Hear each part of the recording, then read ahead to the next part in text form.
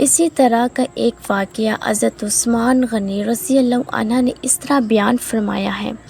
ایک روز نبی کریم صلی اللہ علیہ وآلہ وسلم طواف فرما رہے تھے۔ اسی وقت آپ کا ہاتھ حضرت ابوبکر صدیق رضی اللہ عنہ کے ہاتھ میں تھا۔ حجر اسود کے پاس 3 آدمی بیٹھے تھے۔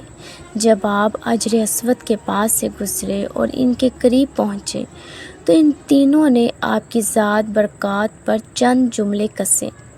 ان جملوں کو سن کر آپ کو تکلیف پہنچی۔ تکلیف کے آثار آپ کے چہرے سے ظاہر ہوئے۔ دوسرے پھیرے میں ابو جہل نے کہا، تم ہمیں ان معبودوں کی عبادت کرنے سے روکتے ہو جنہیں ہمارے باپ دادا پوجتے آئے ہیں، لیکن ہم تم سے صلح نہیں کر سکتے۔ جواب میں آپ صلی اللہ علیہ وآلہ وسلم نے فرمایا، میرا بھی یہی حال ہے۔ پھر آپ آگے بڑھ گئے۔ تیسرے پھیرے میں بھی انہوں نے ایسا ہی کہا۔ پھر چوتھے پھیرے میں یہ تینوں یکدم آپ کی طرف جھپٹے۔ حضرت عثمان رضی اللہ عنہ فرماتے ہیں، ابو جہل نے ایک دم آگے آ کر آپ صلی اللہ علیہ وآلہ وسلم کے کپڑے پکڑنے کی کوشش کی۔ میں نے آگے بڑھ کر ایک گھونسا اس کے سینے پر مارا، اس سے وہ زمین پر گر پڑا۔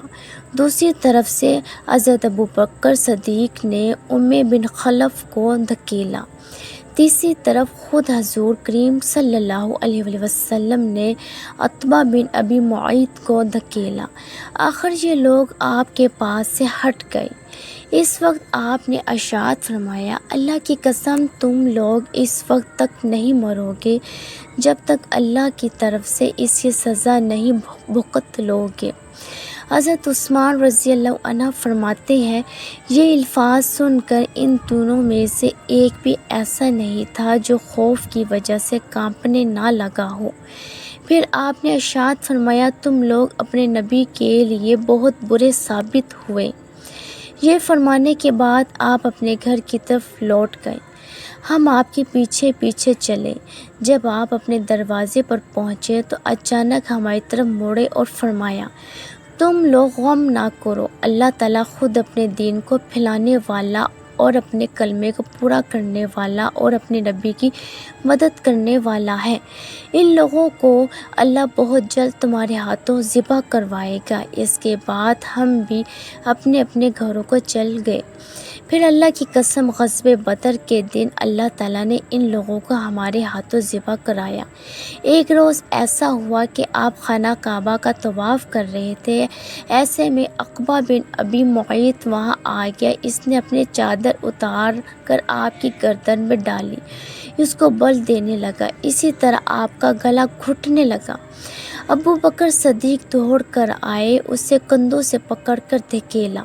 ساتھ ہی انہوں نے فرمایا، کیا تم اس شخص کو قتل کرنا چاہتے ہو جو یہ کہتا ہے کہ میرا رب اللہ ہے اور جو تمہارے رب کی طرف سے کھلی نشانیاں لے کر آیا ہے؟